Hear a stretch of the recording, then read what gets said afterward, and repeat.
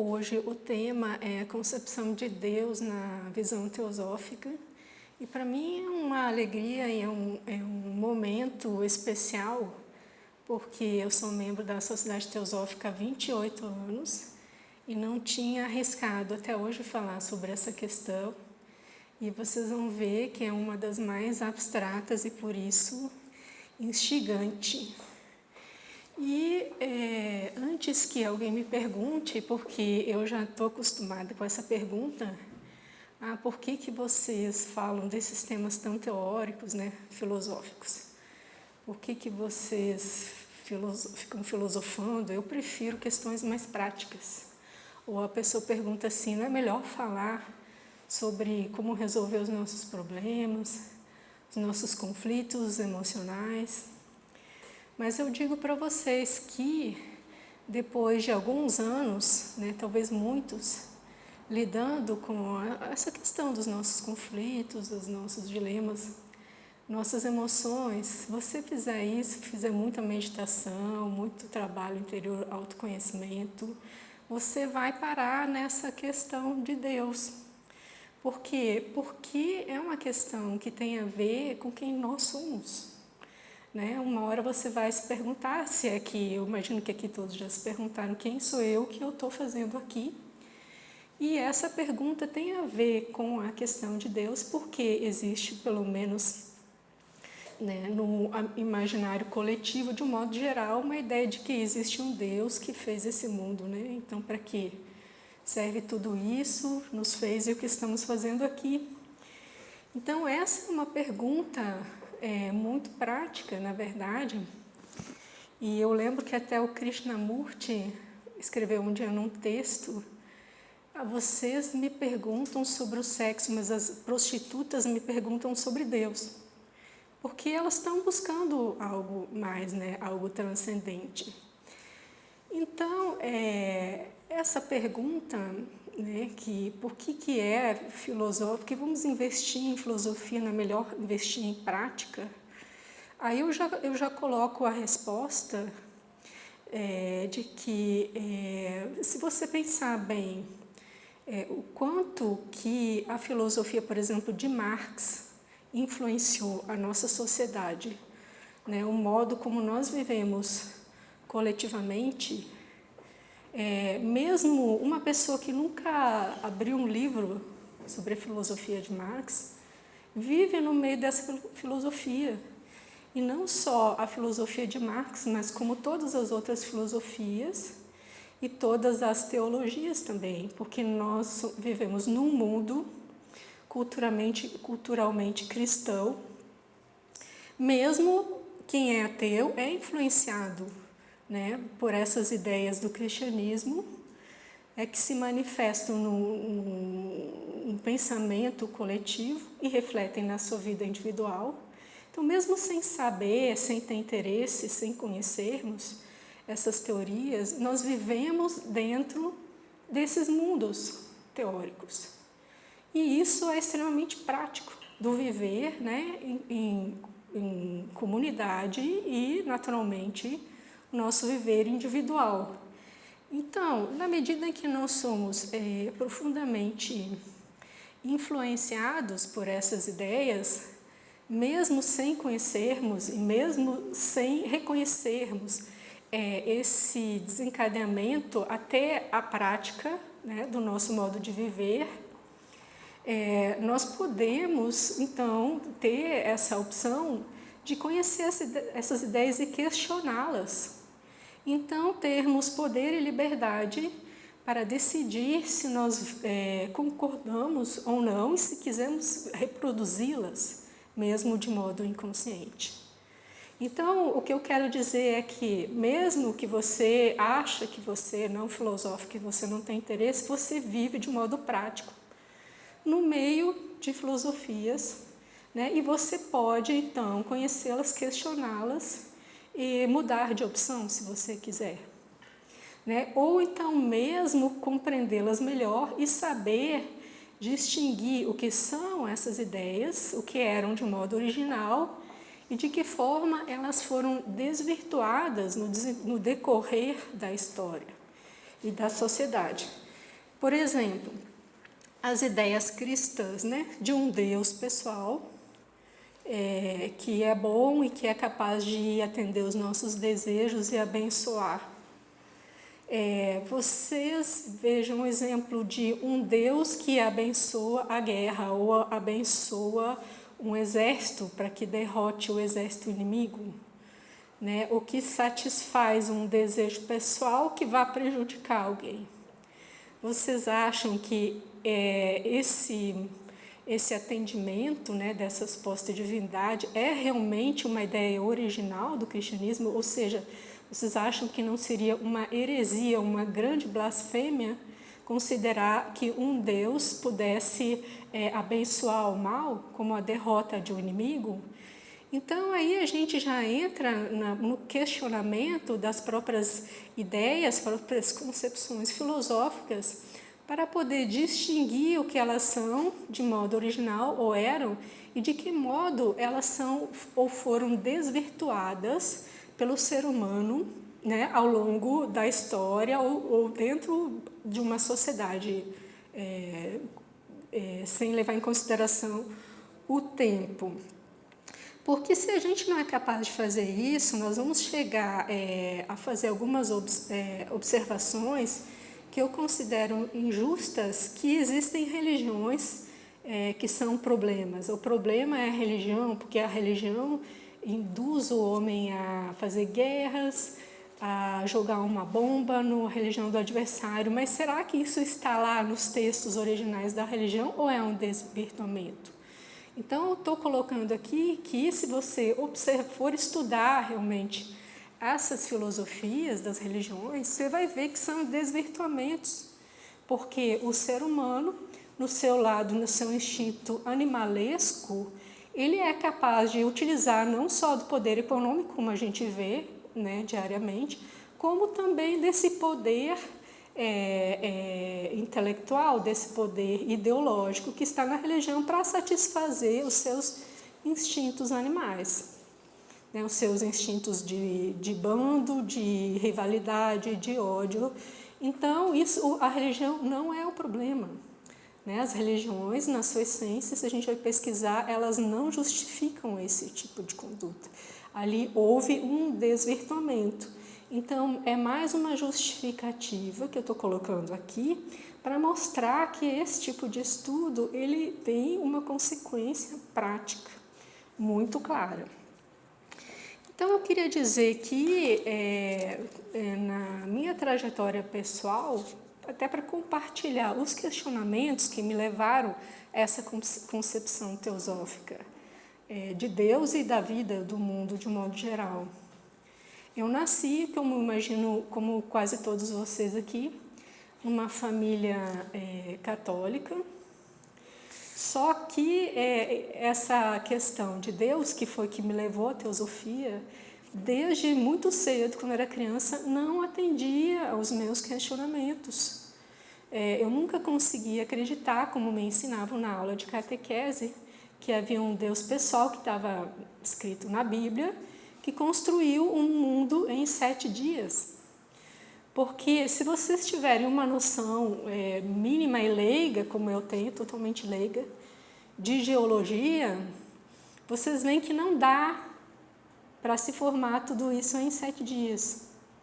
Então, tem uma coisa errada nisso. Ou esses 7 dias não são 7 dias no sentido literal, ou aquilo não é uma história verdadeira. Enfim, essa história nunca me convenceu, desde a minha tenra infância. Então, a outra opção que eu tinha era a aula de ciências na escola, né, que me ensinaram que tinha essa teoria de que o universo saiu do acaso, do nada, explodiu, fez assim, buf, pum, né, uma grande explosão. E desse acaso, desse nada ou dessa desordem, então saiu um cosmos todo ordenado e cheio de leis complexas, como a própria biologia mostrava. Isso também nunca fez sentido para mim, não consegui assimilar essa ideia. E então continuei buscando.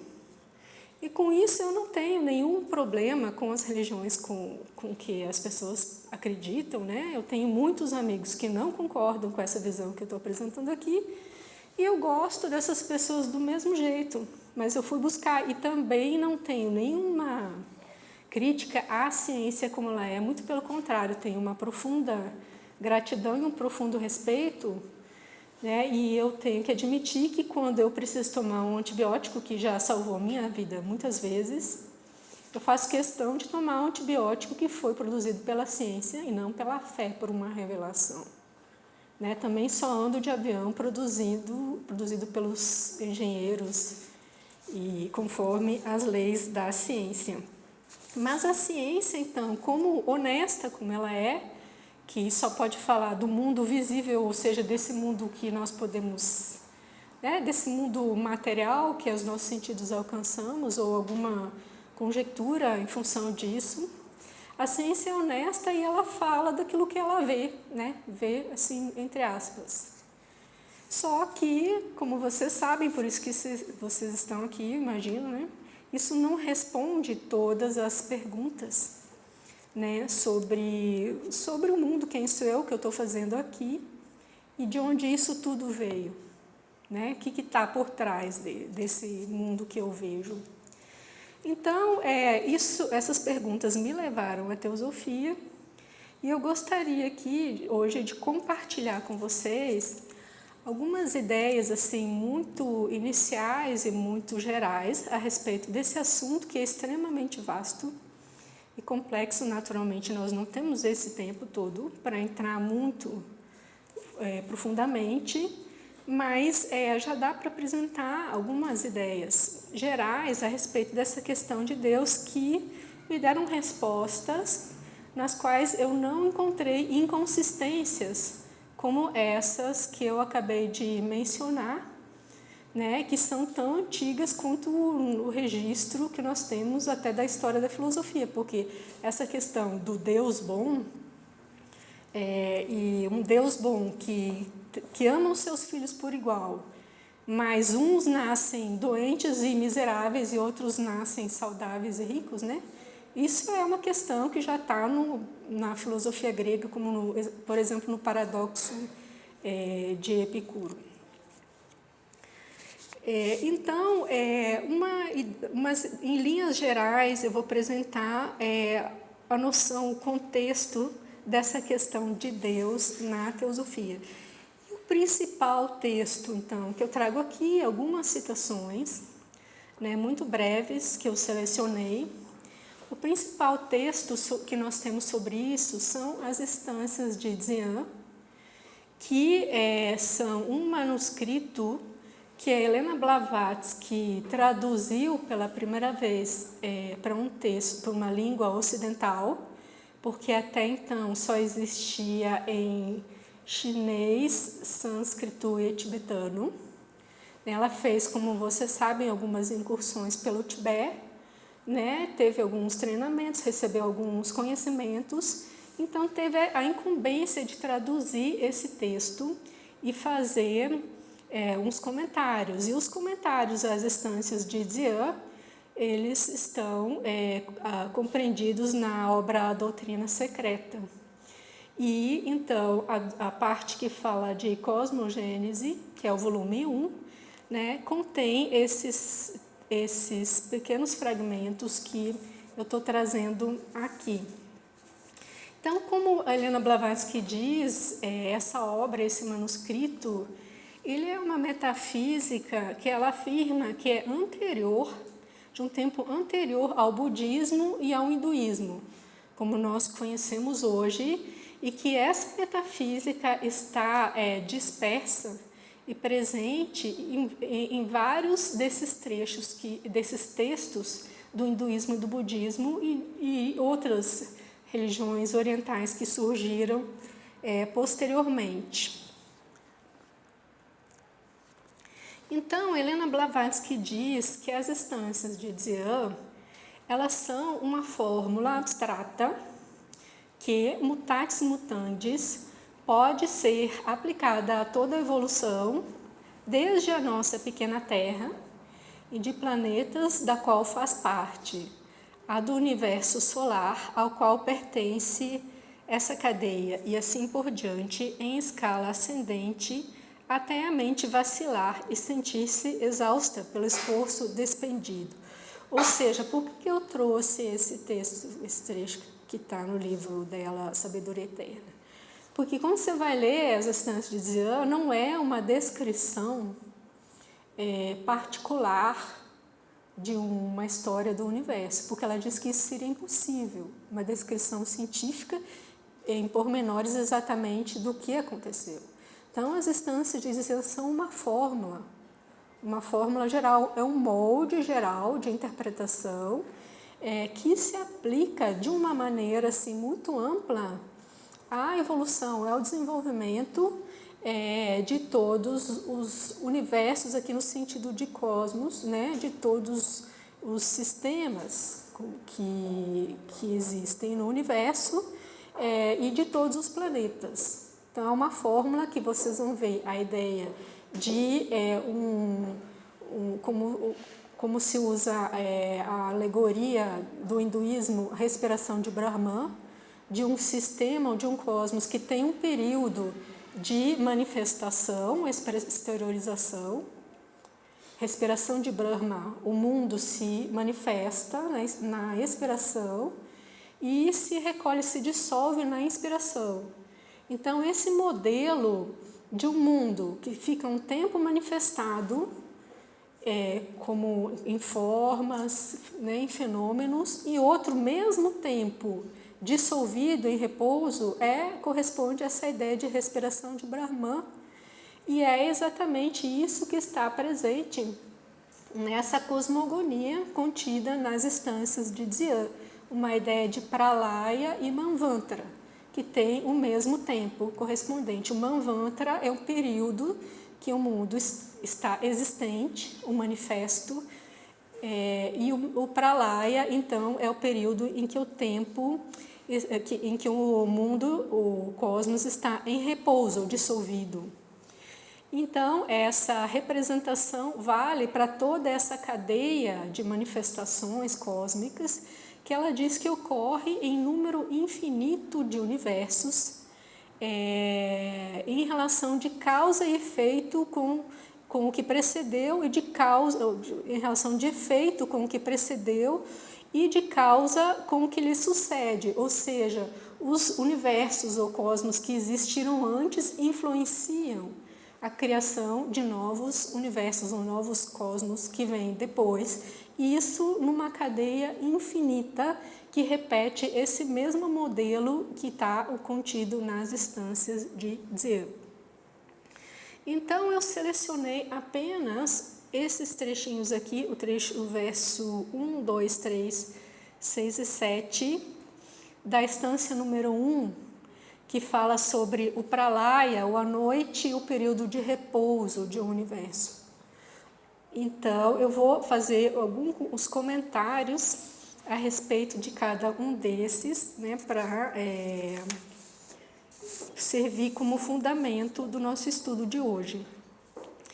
Então, eles lembrem, esse aí é o período de Pralaya, o universo está em repouso, é onde começa tudo, ou seja, não existe nenhuma menção se esse é o início do universo como um todo. Aí já é um assunto muito abstrato para a nossa especulação, mas de um modo geral sempre existiu um universo manifestado anterior e tinha um período de repouso. Então, nós não sabemos exatamente se esse aqui é um início, não temos como afirmar se é o início do universo, mas é o início de um sistema, pelo menos, ou de algum universo.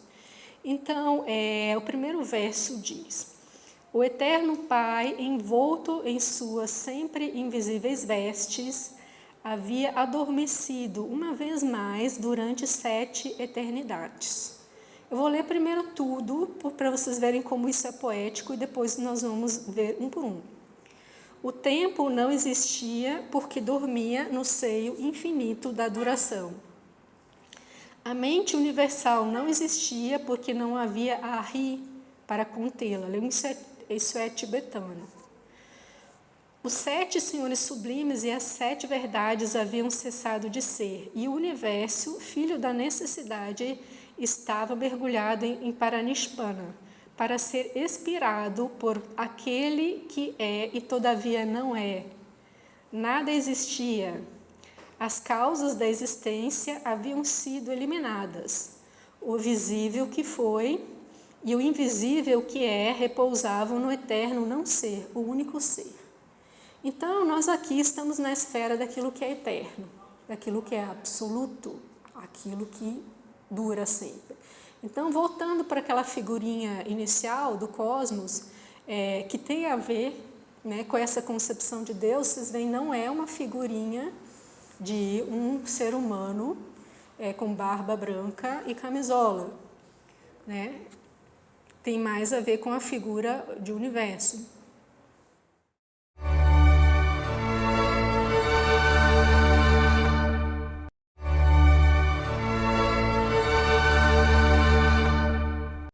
O primeiro verso: o eterno Pai, sempre envolto em suas invisíveis vestes, havia adormecido uma vez mais durante 7 eternidades. Então, o eterno Pai, ele é o espaço. Espaço na sua concepção metafísica. É uma noção abstrata de espaço que nós não temos uma correspondência objetiva do nosso conhecimento. Por quê? Porque essa concepção metafísica, ela abrange uma totalidade que, segundo esse segundo trecho que está presente o terceiro desse slide, o espaço é o corpo do universo com 7 princípios. É um corpo de extensão ilimitada, cujos princípios, segundo a fraseologia oculta, cada um deles constituindo por sua vez um setenário, só manifesto em nosso mundo fenomenal a estrutura mais densa de suas subdivisões. Então, uma concepção metafísica e abrangente de espaço, sendo que apenas uma 7ª parte, um 7º aspecto, o 7º princípio mais externo, o 7º nível, se manifesta nesse espaço físico como nós conhecemos, o nosso mundo físico. Então, quando nós falamos em espaço medido em metros, em quilômetros, é uma noção de espaço dentro desse universo material, que é o 7º aspecto dessa concepção mais global e metafísica de espaço. Então, o eterno Pai, por que eterno? Porque é a única coisa que é eterna. O eterno Pai, o espaço é a causa eterna, onipresente, a incompreensível divindade, cujas invisíveis vestes são a raiz mística de toda a matéria e do universo. Então, aqui já podemos passar também, para entender melhor, já para essa ideia de sempre invisíveis vestes. Sempre invisíveis vestes é a matéria primordial, ou seja, é um espaço que não é separável da matéria.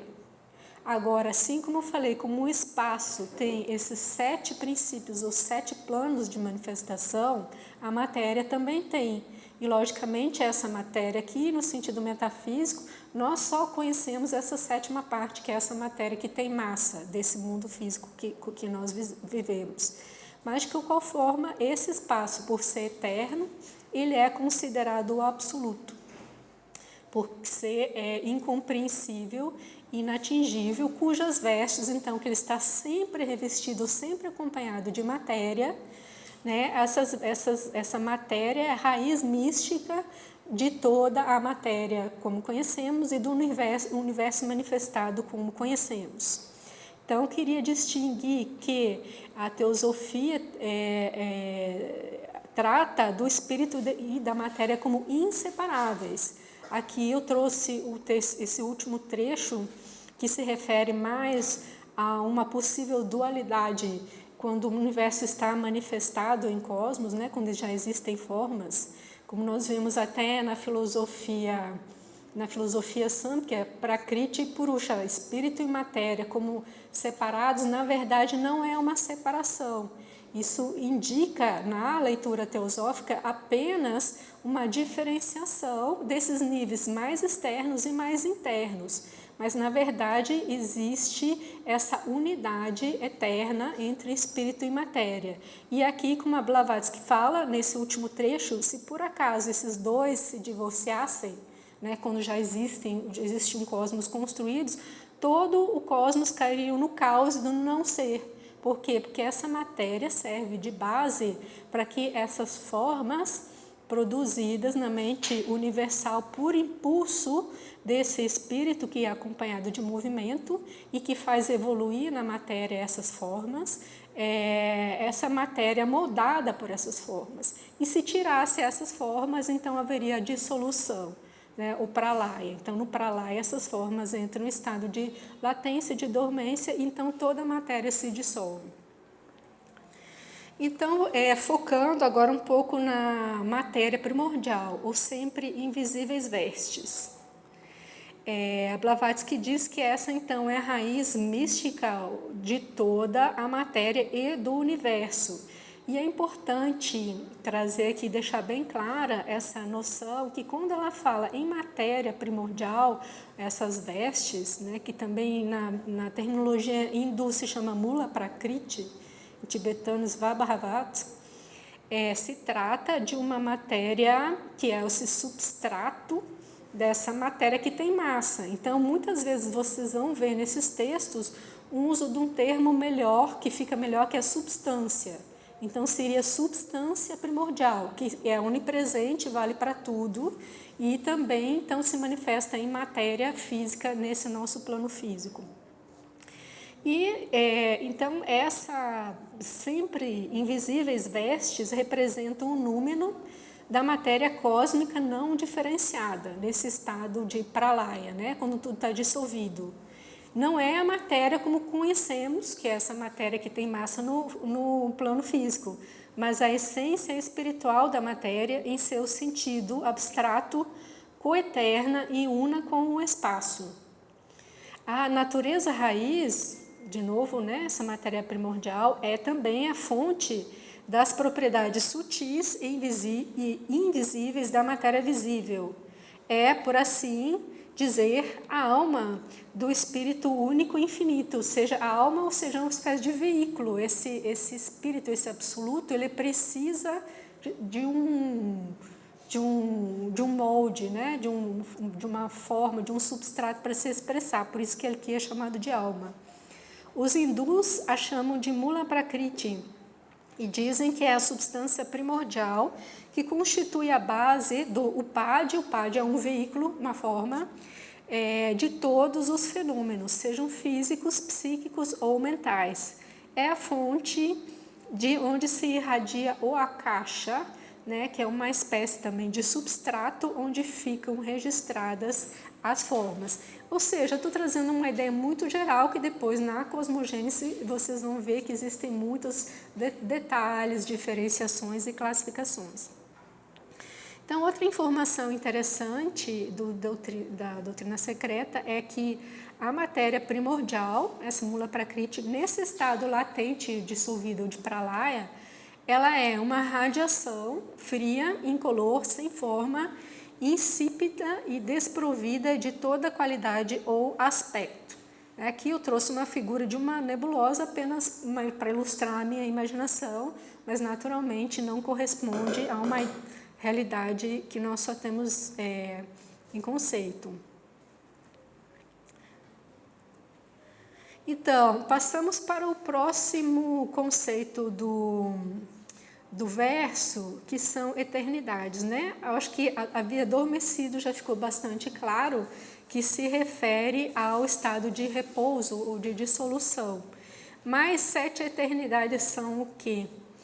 7 eternidades significam um período de um manvantara, o que nesse caso é um grande manvantara, ou espaço de tempo correspondente à sua duração, e abrange a extensão de um grande kalpa ou grande idade. Isso é na terminologia hindu, 100 anos de Brahman, que em nossa noção de anos, né, nosso ano ocidental, corresponde a 311 trilhões 40 bilhões de anos. Tá? Então, isso é um ciclo maior de atividade e repouso, né? Cada um desse período de tempo, um tempo de atividade e outro tempo de repouso. Outra informação interessante é que cada dia de Brahman, né, se compõe a 4 bilhões 320 milhões de anos comuns. Então, já um dia de Brahman é um período de atividade, depois vai ter uma outra noite de Brahman correspondente a esse mesmo período, né, e isso tudo se soma em anos e ciclos maiores. Então, é uma composição, eu não quero entrar em precisões nesse assunto, né? Mas só quero deixar claro que isso diz respeito ao calendário, uma cronologia hindu, que é cíclica. O tempo é medido em ciclos, e então ciclos menores se compõem e formam ciclos maiores. E o que chama a atenção aqui é que um período de atividade corresponde a um período de repouso. E isso tem um significado, como vocês já perceberam, astronômico, né? E por isso que eu chamo a atenção para esse conceito que é bastante comum, popularmente conhecido de Maya como ilusão, que nesse caso tem um significado astronômico e filosófico, porque todo mundo aqui já ouviu falar, tudo é Maya, é ilusão. E agora a Blavatsky diz na Doutrina Secreta, o universo, como tudo que nele se contém, é chamado Maya, porque nele tudo é temporário, desde a vida efêmera do pirilampo até a do Sol. Então, vejam bem, vamos pegar um dia de Brahma, 4 bilhões 320 milhões de anos. Você diz, isso é Maya, é temporário, só dura 4 bilhões de anos, né? Então, é uma noção de ilusão astronômica e filosófica, porque, do ponto de vista conceitual, real é aquilo que é permanente. Não muda, se contrapõe aquilo que é o temporário. Aí tanto faz se dura 1 hora ou 4 bilhões de anos do ponto de vista conceitual. Por isso é considerado ilusório. E outro motivo é que, nesse ponto de vista conceitual, enquanto ainda há algo por trás de um ente que você pode alcançar, como algo que você possa desvelar de um ente, vai tirando um véu, vai tirando mais um véu, né? Vai tirando uma casca de cebola para chegar num âmago, numa coisa, num substrato que está presente lá. Então, esse véu exterior é ilusório também, é Maya, é uma forma. Então, do ponto de vista do absoluto, do eterno, qualquer período, qualquer planeta, qualquer sistema solar vai ser chamado de ilusão Maya, mas não é ilusão no sentido pejorativo ou ilusão no sentido psicológico, como o fato de você ser enganado por um estelionatário, né? Algumas pessoas dizem, isso é ilusão, então não vou mais trabalhar, não vou mais escovar os dentes e nem cortar os cabelos, porque tudo isso é Maya, né? Então é uma distorção do entendimento. Então vamos ao movimento.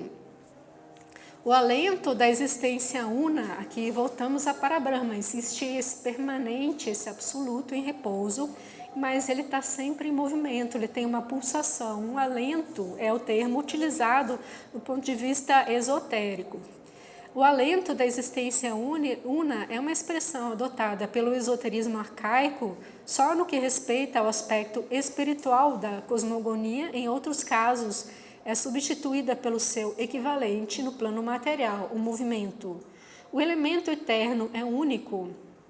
Ou o veículo que contém os elementos é o espaço sem dimensões em qualquer sentido, coexistente com a duração sem fim, com a matéria primordial, portanto indestrutível, e com o movimento perpétuo, absoluto, que é o alento do elemento uno.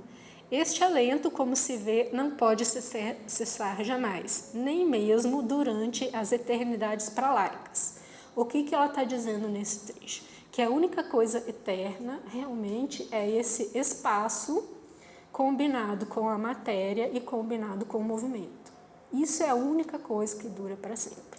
Tá? Inclusive nas eternidades do pralaya, inclusive nesses períodos de repouso, onde não existe nada, não existe forma nenhuma. Então, o que é eterno? Vamos voltando para a questão de Deus, um Deus eterno, que nessa concepção eterno é espaço, matéria e movimento, no seu sentido metafísico. Então, o verso número 2 diz que o tempo não existia, né, nesse período do pralaya, porque dormia no seio infinito da duração.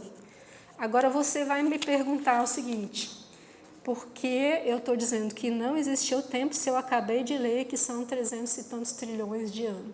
Né? Como é que eu estou dizendo que tem tempo e estou dando o número de anos? É porque a questão aqui é a concepção de tempo.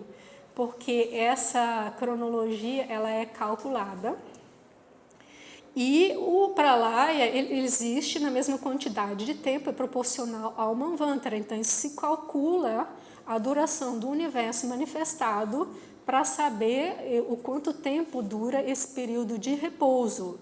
Mas durante o pralaya, durante o período de repouso, não existia tempo, né, no sentido preciso da palavra tempo, que é essa percepção humana de uma linha de sucessão de eventos. É diferente de uma possibilidade de cálculo, porque duração sempre tem. Mas essa noção de tempo, de passado, presente e futuro, né, muito bem explicada na filosofia, que de uma forma muito parecida, a Blavatsky apresenta, explica que essa noção de tempo, passado, presente e futuro é uma ilusão, uma percepção da faculdade humana, dos sentidos humanos, que presenciam os fenômenos a cada momento. Então fica registrado na memória os eventos passados e que chamamos de passado, e na nossa imaginação então temos a expectativa do futuro, né, que também fica na nossa imaginação. E essa linha que é gerada pela percepção humana, ela é chamada de tempo. Isso é subjetivo em certo sentido. Por quê? Subjetivo porque é subjetivo para todos os humanos, é uma intuição humana, mas é objetivo porque é uma intuição compartilhada. Tanto que a gente pode marcar um horário para uma palestra chegar aqui, um horário de sair com o avião. Todo mundo vai ter esse mesmo tempo, mas essa linha ela é ilusória do ponto de vista do absoluto, retirando-se esse foco de percepção humana. E também o tempo dormia no seio da duração. Por quê? Porque além de não ter uma consciência lá para perceber essa linha, não existia nada para acontecer. Porque para você medir o tempo, você precisa ter relógio, ampulheta ou dias e noites, você precisa ter alguma coisa para medir. E como não tinha nada, uma duração, vamos imaginar, de poeira, de 300 bilhões de poeira, como é que você vai medir o antes, durante ou depois daquilo que não tem nada? É como um filme que é tudo em branco, tudo em preto, não tem nada. Então, não existia tempo porque ele dormia ali, porque não existiam objetos diferenciados, não existia diferenciação. E outra coisa que não existia no pralaya, a mente universal. Aí temos um outro conceito que tem a ver, é importante para a concepção de Deus, segundo a teosofia. Porque não havia Ari para contê-la. O que é Ari? É o termo tibetano que corresponde ao termo que é mais comumente usado na teosofia de Anchohans, mas também são chamados de Elohim, arcanjos, anjos, demiurgo, arquiteto do universo, logos, espíritos da natureza, espíritos divinos, inteligências da natureza. Ou são o quê? São entes, que são as inteligências construtoras do universo. Então, no pralaya, tudo isso está dormindo, tudo isso está latente, está na memória do Akasha, tudo isso está em repouso. Quando soar a hora do manvantara, então esses entes essas inteligências que foram desenvolvidas ou evoluídas em manvantaras anteriores, por isso que se chama de mente divina, que constrói o universo, é produzido na natureza.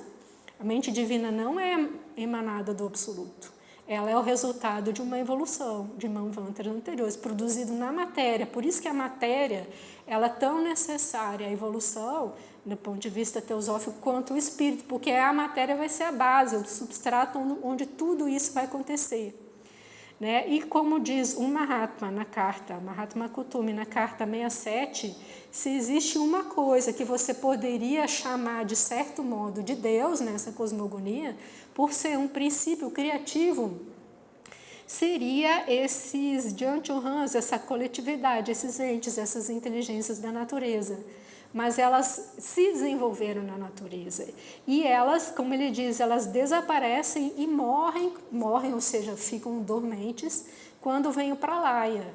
Então, isso que se poderia chamar de Deus por ser um princípio criativo, apesar de não ter personalidade humana, é temporário, não é eterno. O que temos de eterno é apenas, como eu falei, espaço, matéria e movimento.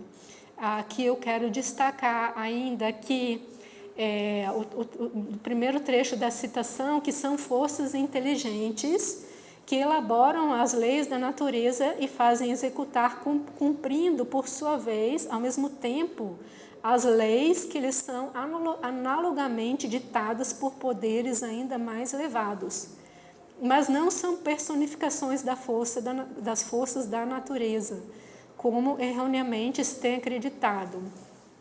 São seres finitos e não possuem nenhum elemento de personalidade em sua essência. Não podem ter nenhuma das qualidades pessoais que os homens atribuem nas religiões esotéricas ao seu Deus antropomórfico. Então, eu queria só destacar que essas inteligências, né, são construídas nesse desenvolvimento, nesse impulso desse espírito ou desse absoluto, esse espaço sobre a matéria, se desenvolvem, né, como entes de grande complexidade, né, que moldam a natureza, não têm inteligência e se submetem às leis cósmicas, que, como vou mostrar a seguir, a primeira delas é a lei da causalidade, ou karma. Então, em outras palavras mais simples, nós podemos dizer que, se você quiser falar de um Deus criador na teosofia, você vai ter que entender que esse Deus criador, ou essa coletividade criadora, se submete ao karma. Ele também não é eterno.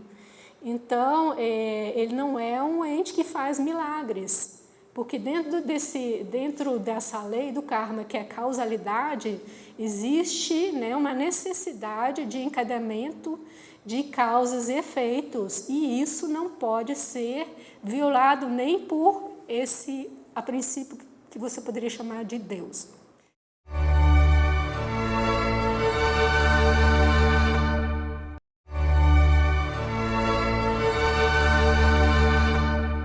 Então, a causalidade, o karma, ela é a lei das leis emanadas por esse absoluto, né? E isso tem consequências práticas importantíssimas, como a impossibilidade de milagres, né? Que na visão teosófica não existem. Milagres são apenas leis, o efeito de leis desconhecidas ainda por nós ou pela ciência. E não existe também essas inconsistências de um Deus Pai que é bom e que trata os seus filhos, né, de modo desigual, é bom para uns e mal para outros. Não tem isso. Ali existe causalidade e que incide sobre toda a criação, inclusive sobre esses criadores e seus subcriados e subcriadores, que por fim é a humanidade, que também tem um âmbito de criação, e sobre essa criação humana, então existe a lei do karma. Assim, cada um de nós é o produtor do nosso destino ao longo de várias vidas. Então, não existe injustiça, né, nesse ponto de vista. Nós criamos as causas que geraram os efeitos que moldaram a nossa vida assim como ela é hoje, e por conhecermos, por termos a possibilidade de conhecer o desenrolar dessa lei da causalidade, nós podemos ter a autonomia e usar essa lei ao nosso favor, ou seja, criar boas causas. Então, o próximo verso, os 7 senhores sublimes e as 7 verdades haviam cessado de ser. Voltamos ao Pralaya. E o universo, filho da necessidade, estava mergulhado em Paranishpana para ser expirado por aquele que é e todavia não é. Então, esse absoluto é um ser que é e não é, porque é uma concepção que transcende tudo aquilo que a nossa imaginação, os nossos conceitos possam afirmar que seja. Por isso se diz é um ser e não ser, porque transcende a especulação. Então, nada existia no Pralaya. Então, queria destacar aqui, dessa frase, os 7 senhores sublimes e as 7 verdades correspondem àquelas 7 hierarquias criadoras que eu acabei de mencionar nesse slide anterior, e as 7 verdades, então, as 7, vamos supor, categorias de saber que existia, que pode existir, né, que vai se manifestar no Manvantara. Então, o universo, filho da necessidade. O cosmos, o manifestado, é filho da necessidade. Porque se você pensar bem, então quem criou o absoluto? Você vai até uma especulação sem fim. Então, isso aqui não existe. O absoluto, ele é e não é aquilo que ele é. E é uma descrição de um universo que é desse jeito. Ele é necessariamente assim. Assim, pronto, é uma necessidade. E essa alegoria, essa metáfora de Brahman, respiração de Brahman, do hinduísmo, eu acho particularmente feliz, porque reflete uma ideia de necessidade mesmo. Nós respiramos por quê? Por necessidade. Respiramos porque precisamos, porque é assim. A respiração existe, Então, esse universo, com seus períodos de manifestação e repouso, ele é filho da necessidade, ele é assim porque precisa ser assim. Então, Paranishpana é a perfeição absoluta que todas essas existências desenvolvidas num Manvantara, que é um período de atividade, atingem e aí entra em estado de repouso, ou seja, tem um período letivo e agora tem férias. Todo mundo desenvolveu o máximo aqui. Então, essas são essas perfeições. Aqui tem mais uma ideia mais detalhada que eu achei interessante sobre esse período de aparecimento, essa ideia de aparecimento e desaparecimento do universo como expiração e inspiração do grande sopro, que é eterno e que, sendo movimento, é um dos 3 aspectos do absoluto. Como já falei, os outros são espaço e duração. Quando o grande sopro expira, é chamado sopro divino, e considerado como a respiração da divindade incognoscível, a existência una, emitindo esta, por assim dizer, um pensamento que vem a ser o cosmos. O pensamento, num sentido metafórico, como eu já falei, existe assim, uma construção de formas ao longo dos manvantaras que vão evoluindo, que ficam registrados numa caixa, de formas e entes, e aí essa mente divina, que é a coletividade desses entes, vão expressar essa coletividade de formas. Isso é o chamado pensamento divino. Mas tudo isso é sempre muito escrito de forma poética. De igual modo, quando o sopro divino é inspirado, o universo desaparece no seio da Grande Mãe. As causas da existência haviam sido eliminadas no Pralaya. O visível, que foi o visível que é, repousavam no eterno não ser. Então, depois do Pralaya, só para introduzir o próximo ponto que nós vamos apresentar no nosso próximo encontro, a partir daí, então, surge o karma, que surge o mundo das formas, e um mundo onde vai se manifestar a lei de causas e efeitos. Nas 2 primeiras partes dessa obra, mostramos que, ao primeiro palpitar da vida renascente, Svabhavat, que é a matéria primordial, passa em cada novo renascimento do cosmos de um estado inativo a outro de atividade intensa. que ele se diferencia e então começa a sua obra através dessa diferenciação. Essa obra é o Karma, né? Mais uma alegoria da Mandukya Upanishad, que diz que Brahman é uma aranha que estende e recolhe a sua teia. Assim como as plantas brotam da terra, assim o universo provém daquele que não desaparece. Brahman expande-se e converte-se no universo tecido de sua própria substância. Então, esse é um molde abstrato para vocês pensarem como é que vão encaixar a ideia de Deus nisso, né? Eu acho que já fica uma boa base para reflexão. E aí, do ponto de vista mais prático, então, um desdobramento disso, que é essa ideia de causalidade e de evolução, que a gente vai discutir no nosso próximo encontro, né? Inclusive no papel do homem como o criador de suas próprias causas e o esgotador dos efeitos das suas próprias causas. Então, muito obrigada, até mais.